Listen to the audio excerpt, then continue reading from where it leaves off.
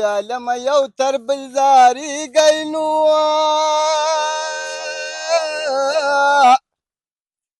او دنیا د غم ټالې وه هیروانه بشینه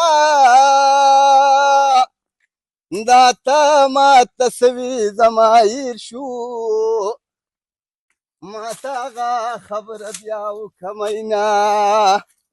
ګرانو کتونکو تاسو دغه ټپې اورئ. دا ټپې چې کوم دی د امتیاز باچا په دغه پارم کې موجود یو کوم چې په دغه لوی اختر په سنت ابراهیمي کې خپل یو کردار ادا کوي. یو خلک راځي او دغه ځای نه چې کوم دی نو څاروي اخلي. ګڼ شمېر خلک راغلي. ګرانو کتونکو ما په دې مخکې یو ویډیو کړې وه.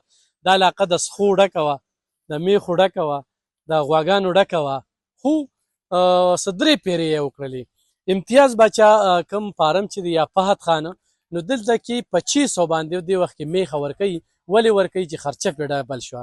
هماغه د سخي هماغه قیمت دی 900. د جوټې چې کوم دی نو هماغه 900 قیمت دی.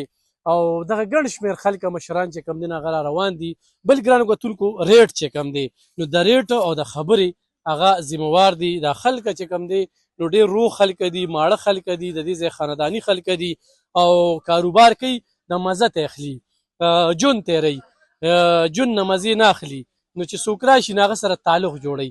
نو په هغه تعلق باندې چې کوم دی نو دلته کې خپل ځانیم چې کوم دی موږ هم پکې سودا وکړله نن. او د سودا نه پس چې کوم دی نو بل دلته کې دا مسله ده چې یو خو ګیا خپله ده نو د ګیا هغه بیل هم د باندې نه راځي.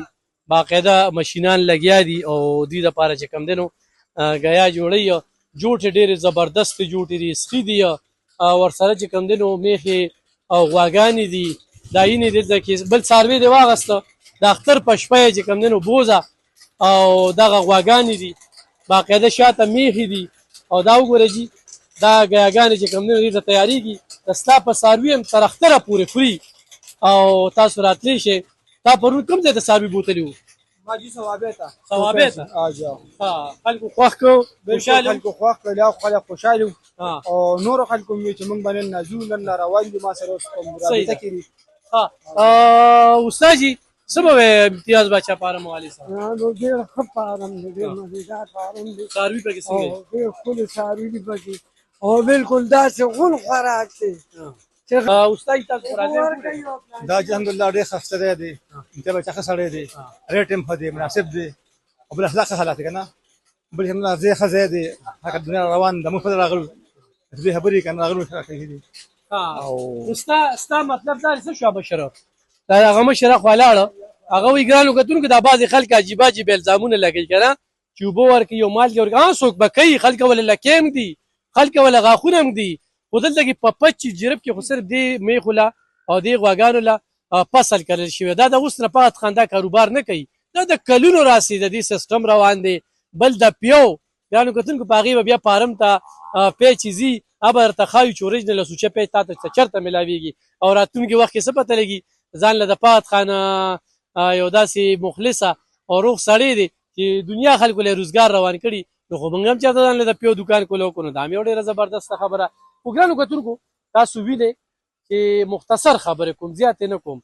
ریټ چې کوم دی دلته کې راشئ یو سړی پریشانه وي چې زه څاروي والمه نو فهد خان به د څاروي په اهمیت پوهیږي. څاروي د دونه پیسو ولې دي او دا دلته کې بغیر توله مخلي تا ته چې د کوم څاروي قیمت وښیي ښه ټیک ټاک په طول په وزن یې اخلي نو هم یې اخیستی شي. هغې کې هم چې کوم دی نو تا ته پیدا راځي. خو یو څاروي که وګټي نو په بل کې بیلي.